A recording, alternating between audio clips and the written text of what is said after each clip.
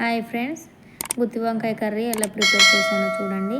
ఇలా చేసుకుంటే చాలా ఇష్టంగా తింటారు. ముందుగా పావు కేజీ గుత్తి వంకాయలని మధ్యలో కట్ చేసుకొని సాల్ట్ వాటర్లో వేసుకోవాలి, బ్లాక్ కావకుండా. నెక్స్ట్ ఒక ప్యాన్ పెట్టుకొని అందులో 2 స్పూన్స్ పల్లీలు, 1 స్పూన్ నువ్వులు, జీలకర్ర, ఎండు కొబ్బరి, నెక్స్ట్ అందులోనే 1 స్పూన్ ధనియాలు వేసుకొని డ్రై రోస్ట్ చేసుకోవాలి.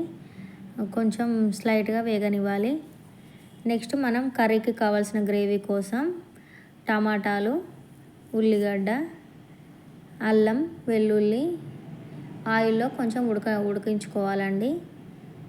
నెక్స్ట్ మిక్సీ జార్ తీసుకొని అందులోనే మనం డ్రై రోస్ట్ చేసుకున్న పల్లీలు, నువ్వులు ఉన్నాయి కదండి, అవి మెత్తగా గ్రైండ్ చేసుకోవాలి. నెక్స్ట్ ఇందులోనే మనం ఉడికించుకున్న టమాటా ఉంది కదండి, అవి కూడా వేసుకొని మెత్తగా గ్రైండ్ చేసి పెట్టుకోవాలి. నెక్స్ట్ ఇందులోనే మనం గరం మసాలా కూడా యాడ్ చేసుకోవాలి. 2 లవంగాలు, యాలకులు, దాల్చిన చెక్క వేసుకోవాలి.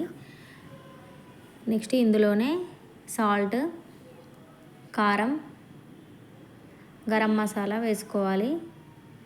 గరం మసాలా వేసుకొని మనం ముందుగానే కొంచెం చింతపండు నానబెట్టుకోవాలండి. నానబెట్టుకున్న చింతపండును కూడా వేసుకొని ఒకసారి మెత్తగా గ్రైండ్ చేసుకోవాలి. ఇవన్నీ కలిపి మెత్తగా గ్రైండ్ చేసుకున్నాక మనం ప్యాన్లో ఆల్రెడీ కట్ చేసి పెట్టుకున్న వంకాయ ముక్కలు ఉన్నాయి కదండి, అవి వేయించుకోవాలి. కొంచెం మెత్తపడి కలర్ చేంజ్ అయ్యే వరకు వేయించుకోవాలండి. వేయించుకొని పక్కకు పెట్టుకోవాలి. ఈ కలర్ వచ్చాక తీసుకోవాలండి వీటిని. ఇలా అన్నీ ఒక్కొక్కటిగా వేయించుకొని తీసి పక్కకు పెట్టుకోవాలి. నెక్స్ట్ అదే ప్యాన్లో కొద్దిగా ఆయిల్ వేసుకొని మనం అన్నీ మిక్స్ చేసి పెట్టుకున్నాం కదండి, ఆ పేస్ట్ వేసుకోవాలి.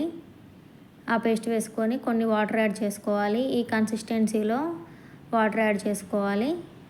నెక్స్ట్ ఇందులోనే మనం ముందుగా వేయించి పెట్టుకున్న వంకాయ ముక్కల్ని ఒక్కొక్కటిగా వేసుకోవాలి.